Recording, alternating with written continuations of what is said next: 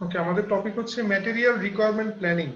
আমরা আগের দিন বলেছিলাম ম্যাটেরিয়াল রিকোয়ারমেন্ট প্ল্যানিং। সো এইটা বলতে কি বোঝায়, এই রিলেটেড আমাদের মোট 4টা লেকচার আছে। তার মধ্যে প্রথম লেকচার আজকে।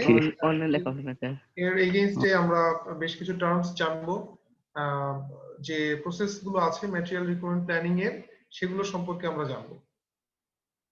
ওকে, সো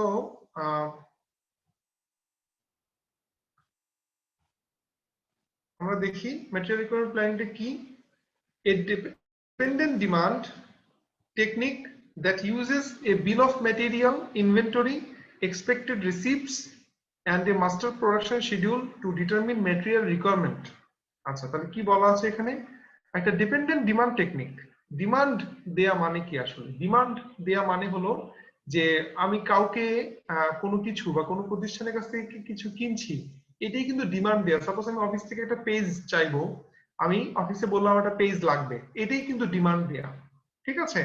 তো এই ডিপেন্ডেন্ট ডিমান্ডের যে টেকনিক, যে ডিমান্ড যে দিব, এটার যে টেকনিক, যেখানে কি কি থাকবে, বিল অফ ম্যাটেরিয়াল, ইনভেন্টরি থাকবে, এক্সপেক্টেড রিসিপ্ট থাকবে, এবং একটা মাস্টার প্রোডাকশন শিডিউল থাকবে। ঠিক আছে? ম্যাটেরিয়াল রিকোয়ারমেন্টের জন্য আমার বিল অফ ম্যাটেরিয়াল থাকবে, ইনভেন্টরি থাকবে, এক্সপেক্টেড রিসিপ্ট থাকবে এবং মাস্টার প্রোডাকশন শিডিউল থাকবে। এগুলোর প্রত্যেকটার মিনিং আমরা জানবো, যে তারা কি, কোনটা কিভাবে ক্যালকুলেশন করা হয় সেটা আমরা জানবো এবং দেখবো। ঠিক আছে? সো এখানে টার্ম এসছে ডিপেন্ডেন্ট ডিমান্ড। ডিপেন্ডেন্ট ডিমান্ড বলতে কি বোঝায় সেটা সম্পর্কে আমরা একটু জানবো। খেয়াল করি, ডিপেন্ডেন্ট ডিমান্ড কি জিনিস। For one item is related to the demand for another item. আমরা একটা ফ্লোচার্ট দেখতে পাচ্ছি এখানে ইন্ডিপেন্ডেন্ট ডিমান্ড এবং ডিপেন্ডেন্ট ডিমান্ড মধ্যে। ঠিক আছে? ইন্ডিপেন্ডেন্ট ডিমান্ড আসে কাস্টমারের থেকে। একটু মনোযোগ দিয়ে শোনো, ইন্ডিপেন্ডেন্ট ডিমান্ড আসে কাস্টমারের কাছ থেকে ফ্যাক্টরিতে, আর ডিপেন্ডেন্ট ডিমান্ড ফ্যাক্টরি থেকে এর সাপ্লায়ারের কাছে। ডিপেন্ডেন্ট ডিমান্ড যায় ফ্যাক্টরি থেকে এই ফ্যাক্টরির যারা সাপ্লায়ার আছে তাদের কাছে। ঠিক আছে? কাস্টমার কখনো এই ইন্ডাস্ট্রির সাপ্লায়ারের কাছে সরাসরি ডিপেন্ডেন্ট ডিমান্ড সম্পর্কে চাইবে না। যেমন আমি অটোবিতে গেলাম, গিয়ে আমি বললাম আমার 10টা চেয়ার লাগবে। এই 10টা চেয়ার অটোবি কিভাবে করবে সেটা কিন্তু অটোবি নিজে জানে। তখন অটোবি যেটা করবে যে এই 10টা চেয়ারের এগেইনস্টে যে জিনিসপত্রগুলো প্রয়োজন সেগুলোর সাপ্লায়ারের কাছে একটা ডিমান্ড দেবে। তাহলে এই ডিমান্ডটা কিসের উপর দিচ্ছে? কাস্টমারের অর্ডারের উপরে। এই জন্যই বলা হচ্ছে ডিপেন্ডেন্ট ডিমান্ড। এবং ইন্ডিপেন্ডেন্ট ডিমান্ডটা uncertain, whereas dependent demand certain. Independent ডিমান্ডটা কিন্তু আনসার্টেইন, কারণ কোন কাস্টমার সে কখন কিসের অর্ডার দিবে এটা আমরা জানি না। কিন্তু ডিপেন্ডেন্ট ডিমান্ড ওই অর্ডারের এগেইনস্টে যেহেতু হবে, এটা সার্টেইন যে 10টা চেয়ার তৈরি করতে আমার কুশন লাগবে 10টাই, সাপোজ সিটিং কুশন লাগবে 10টাই। ওকে ওকে, আমরা এখন নেক্সটে যাই। MRP at a glance.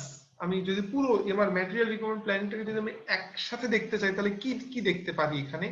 প্রথম হচ্ছে এমআরপি ইনপুট। কি কি আছে ইনপুটে? Master schedule, master production schedule, bill of material এবং ইনভেন্টরি রেকর্ড। মাস্টার শিডিউল কি জিনিস পরে জানবো, বিল অফ ম্যাটেরিয়াল সম্পর্কেও জানবো, ইনভেন্টরি রেকর্ড, সবগুলো হচ্ছে এমআরপির ইনপুট। দেন এমআরপি নিজে প্রসেস করবে। এমআরপি কম্পিউটার প্রোগ্রাম, আমরা এখানে হাতে হাতে কলমে করব। সো এমআরপি কম্পিউটার প্রোগ্রামে এগুলো আমি ইনপুট হিসেবে দিব। এমআরপি প্রসেস করছে, এমআরপি থেকে আমি আউটপুট কি পাবো? আসলে আউটপুট পাবো কি কি খেয়াল করো, উপরে লেখা আছে প্রাইমারি রিপোর্ট এবং সেকেন্ডারি রিপোর্ট বলা আছে। প্রাইমারি রিপোর্টে বলা আছে changes, order releases, planned order schedule. Secondary রিপোর্টে বলা আছে exception report, planning report, performance control report. ঠিক আছে? তো আমাদের প্রাইমারি রিপোর্ট নিয়ে চিন্তা, এমআরপির আউটপুট প্রাইমারি রিপোর্ট নিয়ে চিন্তা। তাহলে খেয়াল করো বিষয়টা কি হচ্ছে, আমার কাছে এমআরপি কিছু ইনপুট ডেটা থাকবে, বিল অফ ম্যাটেরিয়াল থাকবে, মাস্টার প্রোডাকশন শিডিউল থাকবে। তার এগেইনস্টে আমি প্রসেস করে অ্যানসার বের করব কি পরিমাণ অর্ডার রিলিজ করতে হবে, কি পরিমাণ শিডিউলের প্ল্যানিং করতে হবে। ঠিক আছে? আমরা নেক্সটে যাই। মাস্টার প্রোডাকশন শিডিউল জিনিসটা আসলে কি? A time table that specifies what is to be made and when. Master production schedule বলছে যে সাপোজ ওই যে অটোবিতে আমার 10টা চেয়ারের জন্য অর্ডার দিয়ে গেল কাস্টমার, এই 10টা চেয়ার কখন প্রয়োজন সেটার একটা টাইম টেবল থাকবে। যে সাপোজ কাস্টমার বলে গেল যে জানুয়ারি মাসে আপনি 10টা দিবেন, মার্চ মাসে এসে আপনি 50টা দিবেন, এপ্রিল মাসে গিয়ে আপনি 5টা দিবেন, এই যে শিডিউল। দেন ইন্ডাস্ট্রি ম্যানুফ্যাকচারার সে একটা টাইম টেবিল তৈরি করবে, যে টাইম টেবিলে কখন কোনটার ফিনিশড প্রোডাক্ট প্রয়োজন সেগুলো লিস্ট থাকবে, সেটা কি বলা হচ্ছে মাস্টার প্রোডাকশন শিডিউল। এবার আসি আমরা বিল অফ ম্যাটেরিয়ালে। বিল অফ ম্যাটেরিয়াল কি বোঝায়? a listing of components, their description and the quantity of each required to make one unit of a product. যে কোনো প্রোডাক্টের একটা ইউনিট তৈরি করতে যে যতগুলো কম্পোনেন্ট লাগে, যে কম্পোনেন্ট এবং যতগুলো কম্পোনেন্ট তাদের লিস্ট, এটাকেই বলা হচ্ছে বিল অফ ম্যাটেরিয়াল একটা প্রোডাক্টের। মাইন্ড ইট, ঠিক আছে? এটা খুবই important, one unit of A product. এখানে আমরা একটু ফিগারটা দেখি। একটা ফিনিশড চেয়ার তৈরি করতে কি কি লাগে? ফ্রন্ট লেগ লাগে 2টা, ফ্রন্ট লেগের ক্রস বার লাগে একটা সিট লাগে, সাইড রেইল লাগে 2টা, ক্রস বার লাগে একটা, ব্যাক সাপোর্টস লাগে 3টা। এটাই কিন্তু বিল অফ ম্যাটেরিয়াল। একটা ইউনিট প্রোডাক্টের জন্য কি কি জিনিস লাগে এবং তার কি পরিমাণ লাগে সবগুলোই কিন্তু এখান থেকে ইজিলি আমরা বুঝতে পারছি, ঠিক আছে? আচ্ছা, এ পর্যন্ত যে বললাম এখানে বুঝতে না পারার মতো কিছু আছে কি? না স্যার। ওকে, কোনো প্রবলেম হলে কিন্তু বলবা, হ্যাঁ? আর যেহেতু রেকর্ডিং আছে তোমাদের কাছে থাকবে, সো কোথাও যদি কোনো আন্ডারস্ট্যান্ডিং এ প্রবলেম হয় তোমরা রিপিটেড হিয়ারিং এ ইজিলি এটা বুঝতে পারবা আসলে। Level of bill of material, লেভেলটা কি? বিল অফ ম্যাটেরিয়াল লেভেল 0 বলা হচ্ছে একদম ফার্স্ট, যেটা ইন্ডিপেন্ডেন্ট ডিমান্ডকে বলা হচ্ছে লেভেল 0। এরপর পরের লেভেলটাকে বলা হচ্ছে লেভেল 1, তারপরটাকে বলা হচ্ছে লেভেল 2। তাহলে এইভাবে কিন্তু এন্ড সো অন হতে পারে, আরো বেশি আসতে পারে। প্রত্যেকটা লেভেলে আমাকে চিন্তাগুলো করতে হবে যে কি পরিমাণ প্রয়োজন। যেমন এইখান থেকে আমরা কি বুঝতে পারি আসলে, আমি যদি একটা চিন্তা করি B1 এবং C2, এখানে আবার D2 আছে, E1 আছে, D1 আছে, এগুলোর মিনিংটা আসলে কি আমি একটু এক্সপ্লেইন করছি। এর পাশে কিছু লেখা নাই, কিছু লেখা থাকার দরকারও নাই। ধরে নিতে হবে এ লেখা আছে মানে এখানে একটা মাত্র প্রোডাক্ট দরকার, একটা, এখানে প্রোডাক্ট দরকার একটা। তাহলে একটা এ তৈরি করতে একটা বি লাগে, 2টা সি লাগে। আবার একটা বি তৈরি করতে 2টা ডি লাগে, একটা ই লাগে, আর প্রত্যেকটা সি তৈরি করতে একটা করে ডি লাগে। তার মানে একটু খেয়াল করো, আমার বিল অফ ম্যাটেরিয়ালের যে লেভেলটা আসতেছে, একটা তৈরি করতে কিন্তু মানে এর পরের সাথে যেগুলো থাকবে সেগুলো এর প্রিডিসেসরের একটা আইটেম তৈরি করতে, যেমন C2D1 বলা আছে, এর মানে কিন্তু 2টা সি তৈরি করতে একটা ডি লাগবে না। D1 মানে হচ্ছে এটা যার সাথে রিলেটেড, তার একটা আইটেম তৈরি করতে কয়টা ডি লাগবে সেটা বোঝানো আছে। আবারও বলি, ই যুক্ত আছে বি এর সাথে, ই এর পাশে যদি 5 লেখা থাকে ধরে নিতে হবে বি এর একটা ইউনিটের জন্য 5টা ই। যদি বি এর পাশে 10 থেকে ই এর পাশে 1 থাকে তাহলে ধরে নিতে হবে প্রত্যেকটা বি তৈরি করতে একটা করে ই লাগে। আমার মনে হয় তোমরা বুঝতে পেরেছো, এটা ভুল করা যাবে না। এখানে মানে কি প্রত্যেকটা সি তৈরি করতে একটা ডি লাগবে? এক্স্যাক্টলি, মানে 2টা সিতে 2টা ডি? হ্যাঁ, 2টা সিটে 2টা ডি। স্যার এটা বলুন তো কত করে? আরেকবার বলবো? আচ্ছা, এক্সাম্পলটা একটু বলি। সাপোজ C2D1 এর বদলে যদি এমন থাকতো যে C1D1, তাহলে কি হতো? একটা সি তৈরি করতে একটা ডি লাগবে। এখন আছে C2D1, তার মানে কি? ডি একটা করতে দুটো সি লাগবে এরকম কিছু? না না, মিনিং কিন্তু একই। সি এর পাশে যাই থাক, সি এর পাশে প্যারেনথেসিসে যেটাই থাক না কেন, তার সাথে ডি এর পাশে কি থাকবে? সাপোজ ডি এর পাশে এখানে 10 আছে, ডি এর পাশে যাই থাক না কেন, ডি এর সাথে 10 থাকা মানেই হচ্ছে প্রত্যেকটা সি তৈরি করতে 10টা করে ডি লাগবে। আর সি এর পাশে যেটা থাকবে সেটা কার সাথে রিলেটেড বলো? তার আগেরটার সাথে। এর সঙ্গে জি বুঝতে পারছো এবার? ওকে, ঠিক আছে। আমরা একটা এক্সাম্পল দেখি এখানে, বিল অফ ম্যাটেরিয়াল একটা এক্সাম্পল দেখি। How many more of each component is needed to make 15 XS? if there are 5 of each already in stock 15টা এক্স তৈরি করতে 15টা এক্স তৈরি করতে প্রত্যেকটা কম্পোনেন্টের কয়টা করে আইটেম লাগবে বা প্রত্যেকটা আইটেমের কয়টা করে নাম্বার লাগবে যদি প্রত্যেকটারই 5টা করে থাকে খেয়াল করো একটা এক্স তৈরি করতে 2টা বি লাগে একটা সি লাগে প্রত্যেকটা সি তৈরি করতে 2টা ই লাগে 2টা লাগে প্রত্যেকটা বি তৈরি করতে 3টা করে ডি লাগে একটা করে ই লাগে আর একটা করে ডি তৈরি করতে 4টা করে ই লাগে ঠিক আছে তাহলে একটু চিন্তা করতে হবে জিনিসটা 15টা এক্স খেয়াল করে এখানে বলা আছে কি there are 5 of each already in stock ঠিক আছে আমি একবার অ্যানসারটা দিয়ে তোমাদেরকে মিলাই দিচ্ছি তারপর একটা তোমাদেরকে বলবো খেয়াল করো কি বলা আছে how many more of each component is needed to make 15x's if there are 5 of each already in stock মানে প্রত্যেকটা আইটেমেরই 5টা করে আছে তাহলে 15টা x কিন্তু 5টা করে আছে তাহলে আমার 10টা নিয়ে হিসাব করতে হবে x এর ভ্যালু 10 x এর ভ্যালু যদি 10 হয় একটা x তৈরি করতে 2টা b লাগে তাহলে 10টা x তৈরি করতে কয়টা b লাগবে 20টা কিন্তু তার মধ্যে 5টা অলরেডি আছে তাহলে b কয়টা দরকার 15টা ঠিক আছে আবার 10টা x তৈরি করতে 10টা c লাগে এর মধ্যে 5টা আছে তাহলে c এর ভ্যালু 5 তাহলে b তৈরি করতে হবে এখন কয়টা 15টা 15টা b তৈরি করতে একটা b তৈরি করতে যদি 3টা d লাগে তাহলে 15টা b তৈরি করতে 45টা d লাগবে কিন্তু আছে 5টা তাহলে d এর ভ্যালু হলো 40 d এর ভ্যালু যদি 40 হয় খেয়াল করো এখানে আবার এখানে প্রত্যেকটা বি তৈরি করতে একটা ই আর প্রত্যেকটা সি তৈরি করতে 2টা ই লাগে তাহলে বি দরকার আমার 15 সি দরকার হচ্ছে 5 তাহলে এখানে 15 এর জন্য এখানে 15টা এখানে 5টার জন্য 10টা তাহলে 15 আর 10 এ 25 আছে 5টা ই এর ভ্যালু এখানে আপাতত 20টা তো এখানে আবার একটা ই আছে স্যার 15টা এক্স তৈরি করতে স্যার একটা এক্স তৈরি করতে স্যার 2টা করে বি লাগলে স্যার 15টা এক্স তৈরি করতে 15 দুগুণ 30টা লাগার কথা না এখানে there are 5 of each already in stock 5টা এক্সও আছে অলরেডি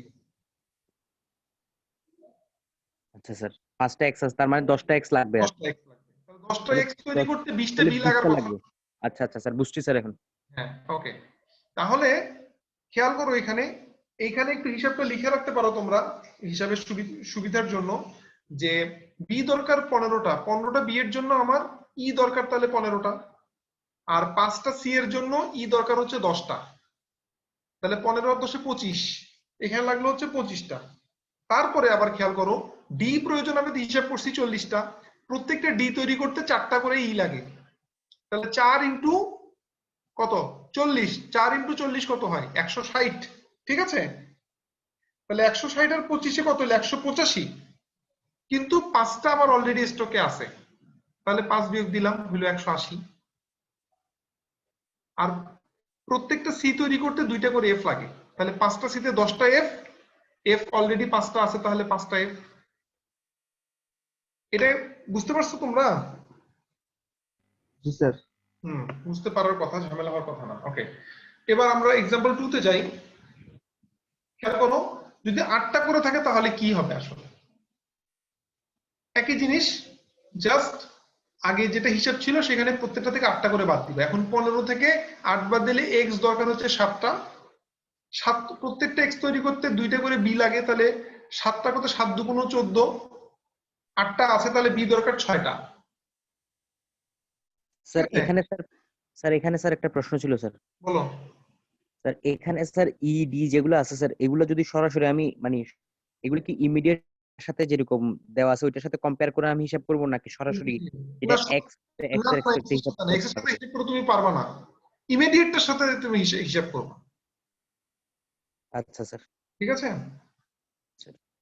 তো এই আর কি তুমি একটু এখানে যদি আমি দিব এখানে বুঝতেই পারবা যে আসলে কোনটার কয়টা প্রয়োজন ঠিক আছে কয়টা করে আছে আর কয়টা লাগবে মানে কোনো এফ লাগবে না এখানে খেয়াল করে দেখো কোনো এফ দরকার নেই তার নেগেটিভ আসলে জিরো ধরবো হ্যাঁ জিরো ধরবা কিছু কিছু লাগবে না ওকে এবার আসি আমরা লট সাইজিং রুল আমরা এই যে ম্যাটেরিয়াল রিকোয়ারমেন্ট প্ল্যানিং বলছি আমরা যে অর্ডার দিব এই অর্ডারটা আমরা কিভাবে দিব আমি ইন্ডাস্ট্রি বা ম্যানুফ্যাকচারার হয়ে আমার ইয়েদের কাছে, আমার সাপ্লায়ারের কাছে আমি অর্ডার দিব, কি হিসাবে দিব? ঠিক আছে, এটাকে বলা হচ্ছে লট সাইজিং রুল। একটা হচ্ছে ফিক্সড অর্ডার কোয়ান্টিটি, ফিক্সড, যা 500টা লাগবে, শেষ, আর কিছু না, 500 লাগবে। ফিক্সড মানে 500 মানে কিন্তু 500ই, ওর কাছে আমি 500 ছাড়া এর বেশিও দিতে পারবো না, কমও দিতে পারবো না। ফিক্সড অর্ডার কোয়ান্টিটি মানে হচ্ছে এটা, যে আমার ওই সাপ্লায়ারের কাছে অর্ডার দিলেই 500টা দেওয়া লাগবে, এর কমে অর্ডার দেওয়ার কোনো সুযোগ নেই, এর বেশিও দেওয়া যাবে না। এটা ফিক্সড অর্ডার কোয়ান্টিটি। এরপর আছে পেরিওডিক অর্ডার কোয়ান্টিটি। আমি অর্ডার দিব 2 সপ্তাহের জন্য। আমি যখন প্রোগ্রামিংটা করব বা ম্যাথমেটিক্স যেটা করব, এই এন্টায়ার টাইমে আমি পেরিওডিক অর্ডার কোয়ান্টিটির ভ্যালুটা চেঞ্জ করতে পারবো না। যেমন 2 পিরিয়ড নিয়ে যদি আমি কনসিডার করি, তাহলে 2 এর বেশি আমি পারবো না। মানে একই অঙ্কের মধ্যে আমি 2টা পিরিয়ড নিলাম, আবার 3টা পিরিয়ড নিলাম, আবার 4টা নিলাম, আবার 1টা নিলাম, হবে না। 2টা হইলে 2টা, 3টা হলে 3টা, স্ট্র্যাটেজি। ওকে, আর একটা আছে লট ফর লট, সবচেয়ে ইজি, যখন যা প্রয়োজন সেটি অর্ডার দিব, যা প্রয়োজন যখন প্রয়োজন অর্ডার দিব।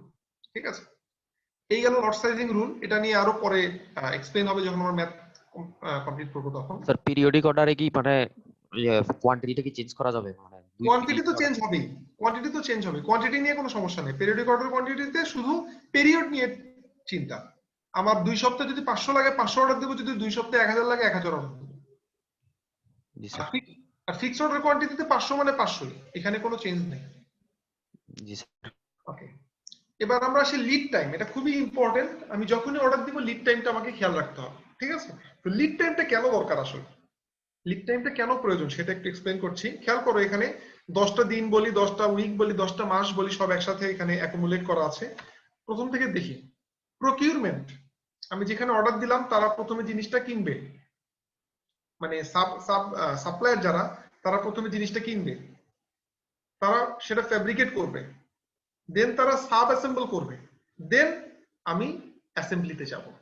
তাহলে খেয়াল করো, আমি 10ম সপ্তাহে, আজকে যদি ডিসেম্বরের 2nd উইক হয়, আজ থেকে 10ম সপ্তাহে জানুয়ারির 31 তারিখে বা ওই 4th উইকে যদি আমি, বা ফেব্রুয়ারির 4th উইকে যদি আমি কোনো প্রোডাক্ট হাতে পেতে চাই, অ্যাসেম্বলি ফুল অ্যাসেম্বলি যদি পেতে চাই, তাহলে আমাকে অর্ডার দিতে হবে নেক্সট উইকেই। তারা সেটা প্রকিউরমেন্ট করবে 2 সপ্তাহে, ফ্যাব্রিকেট করবে 3 সপ্তাহে, সাব অ্যাসেম্বলি হবে 2 সপ্তাহে, অ্যাসেম্বলি হবে 2 সপ্তাহে। কথা কি বুঝতে পারছো? কিন্তু স্যার এটা কি সব প্রোডাক্টের জন্যই এত টাইম লাগবে? সব প্রোডাক্ট কেন হবে, আমি তোমাকে এক্সাম্পল দিয়ে বুঝাচ্ছি যে লিড টাইমটা কেন প্রয়োজন, এবং সাব অ্যাসেম্বলি যারা করে, যারা সাপ্লায়ার, তাদের কাছে কতদিন আগে অর্ডারটা প্লেস করতে হবে আমার, যদি আমি ফাইনাল প্রোডাক্টটা অমুক টাইমে পেতে চাই। এখানে দেখানো আছে যে কোন কোন বিষয়গুলো হয়, ভিতরে কি কাজগুলো। আমরা তো ফিনিশ প্রোডাক্ট নিব, তুমি গিয়ে কিনবা কখন? এই যে 11তম উইকে তুমি তোমার হাতে গিয়ে জিনিসটা পাবা, তাই তো? তার পেছনের গল্পটা হচ্ছে এইখানে। তুমি যখন বলো যে ভাই আমার অটোবির 500 চেয়ার লাগবে, অটোবি কি তোমাকে বলবে কালকে আসেন? বলবে না তো। সে কি বলবে যে আপনি আগামী মাসের ফার্স্ট উইকে এসে আমার কাছ থেকে অর্ডার নিয়ে যাবেন। এই যে 3 সপ্তাহ সময় নিল কেন? সেই 3 সপ্তাহকে যদি আমি ভাগ করে দিই, তাহলে এইভাবে ভাগগুলো আসবে। প্রথমে অ্যাসেম্বলির যে লাইন, তারা সাব অ্যাসেম্বলিতে যাবে, সেইটা যাবে ফ্যাব্রিকেশনে, তার আগে যাবে প্রকিউরমেন্টে, raw material, finish product, sub assembly, then assembly. Sir প্রকিউরমেন্টটা কি? প্রকিউরমেন্ট প্রকিউরমেন্ট তো কেনাকাটা, র আচ্ছা। ম্যাটেরিয়ালের যে কেনাকাটা সেটা হচ্ছে প্রকিউরমেন্ট। যে কোনো কিছু প্রকিউরমেন্ট, যেন আমরা বিশ্ববিদ্যালয়ের তরফ থেকে যদি আমরা কোনো কিছু টেন্ডারে যাই, ঠিক আছে, সবগুলো কাজ করে হচ্ছে প্রকিউরমেন্ট সেকশন, কেনাকাটা। ঠিক আছে, আমার এই যে এখন মনে হলো আমি একটা সাবান কিনবো, সাপোজ এই সাবানটা আমি আমার পকেটে গিয়ে কিনলাম, কিন্তু জাস্ট এটাকে তুমি যদি একটা অফিসিয়াল প্রসিডিউর চিন্তা করো, যে এই সাবানটা কেনার জন্য আমাকে আমার বাবার কাছ থেকে অনুমতি নেওয়া লাগবে। আমার বাবার অনুমতি তখনই দিবে যদি এটা আমার মা অনুমতি দেয়, এবং আমার মা তখনই দিবে যদি আমি এটা অ্যাপ্লিকেশন লিখি। তাহলে তাহলে তুমি কি লিখবা? বরাবর তোমার বাবার ব্যাপারে লিখবা, তোমার বাবার কাছে লিখবা, মাধ্যম লিখবা তোমার মা। ঠিক আছে, যে আমার এই প্রয়োজন, এই জিনিস শেষ হয়ে গেছে, এতদিনে এটা দেওয়ার কথা, এখানে দেয়া হোক।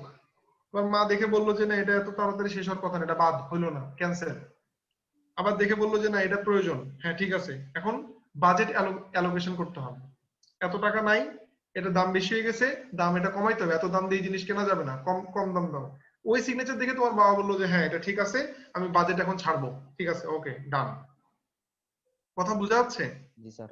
হ্যাঁ, এই পুরো প্রসেসটা হচ্ছে প্রকিউরমেন্ট। যদি এর মধ্যে টেন্ডার নোটিশ হয় তাহলে কি তুমি টেন্ডার আহ্বান করবা যে আমার বাসায় আমি একটা কম্পিউটার কিনবো, আমি টেন্ডার আহ্বান করতেছি, তাহলে এটাও প্রকিউরমেন্ট সেকশনের কাজ।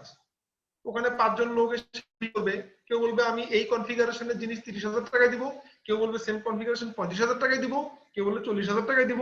তুমি ওইটা দেখে তোমার যে ডিমান্ড, তোমার যে রিকোয়ারমেন্ট সেটা মিলাবা, যে হ্যাঁ আমি হার্ড ডিস্ক চাইছি 2 টেরা, আমি মাদারবোর্ড চাইছি Core i7, আমি এরপরে র্যাম চাইছি 32 জিবি, সবগুলো মিলে আমাকে সর্বনিম্ন কোটেশন দিছে 1,20,000।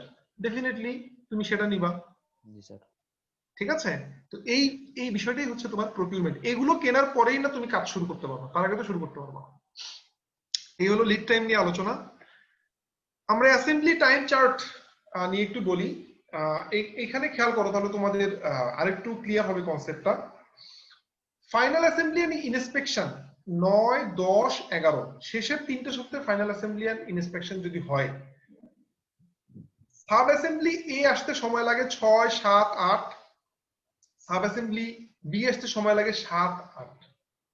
আবার সাব অ্যাসেম্বলি এ আসতে fabrication of part E, procurement of part C, এখানে 4 এবং 5 উইক লাগে। সাব অ্যাসেম্বলি বি তৈরি করতে এইচ লাগে, জি লাগে, আই লাগে। এইচ এর লাগে 2 সপ্তাহ, জি এবং আই সবগুলো মিলে লাগে প্রথম উইক থেকে ষষ্ঠ উইক পর্যন্ত। আবার ফ্যাব্রিকেশন অফ পার্ট ই এ লাগে প্রকিউরমেন্ট অফ র ম্যাটেরিয়াল ডি, প্রকিউরমেন্ট র ম্যাটেরিয়াল এফ। তাহলে তুমি 11 নম্বর সপ্তাহে তোমার ফিনিশ প্রোডাক্ট পাবা যদি প্রথম সপ্তাহে ম্যাটেরিয়াল ডি, এফ এবং আই কেনা হয়। যদি এটা পিছায় যায়, যদি প্রথম সপ্তাহে সেকেন্ড উইক হয়, তাহলে কিন্তু এটা 11th উইকে না হয় 12 উইকে হবে। এখন এই যে প্রথম আর 11 উইক মানেটা কি? এই প্রথম সপ্তাহ বলতে আসলে কি বোঝাচ্ছে? প্রথম সপ্তাহ বলতে বোঝাচ্ছে আমি যখন থেকে অর্ডারটা প্লেস করলাম সেখান থেকে প্রথম সপ্তাহ, এটাই প্রথম সপ্তাহ। তাহলে আমি কি ফিউচার দেখতেছি না, যে আমি আজকে এই ডিসেম্বরের 3rd উইকে বা 2nd উইকে যদি আমি অর্ডার দেই, আমি পাচ্ছি ফেব্রুয়ারি মাসের 3rd উইকে পাবো। তাহলে আমার এই ইন্ডাস্ট্রিতে দিলাম, ইন্ডাস্ট্রি এই সপ্তাহে এই জিনিসপত্রগুলো কিনতে হবে, যাতে এই 11th উইকে গিয়ে যেন আমার সবগুলো হিসাব কিতাব হয়, আমি যেন ফিনিশ প্রোডাক্ট পাই। কথা কি বুঝে আসছে? জি স্যার। জি স্যার। জি স্যার। এখানে আরেকটা এক্সাম্পল দেয়া আছে, এখানে উইকের হিসাবে বলা আছে, আসলে ঠিক এর আগের যেটা সেটা এখানে দিয়ে দেয়া আছে, যে আমি একটা প্রোডাক্ট এ, ওই শুরুতে এ বি সি ডি যেমন বলছিলাম সেটা দিয়ে এখানে চার্টটা দেখানো আছে।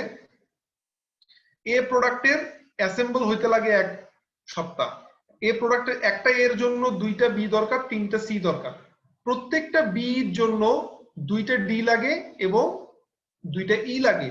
তাহলে 2 উইকস টু প্রকিউর, এই অংশটুকুতে লাগে আমার হচ্ছে 2 সপ্তাহ। আবার প্রত্যেকটা ডি তৈরি করতে 1 সপ্তাহ আমার ডি এর স্টার্টিং তাতে লাগবে এবং ই লাগবে 2টা সপ্তাহ। একটু এক মিনিট, এটা শুধু গবেষণা, একাডেমিক কাউন্সিল পাও নাই কেন?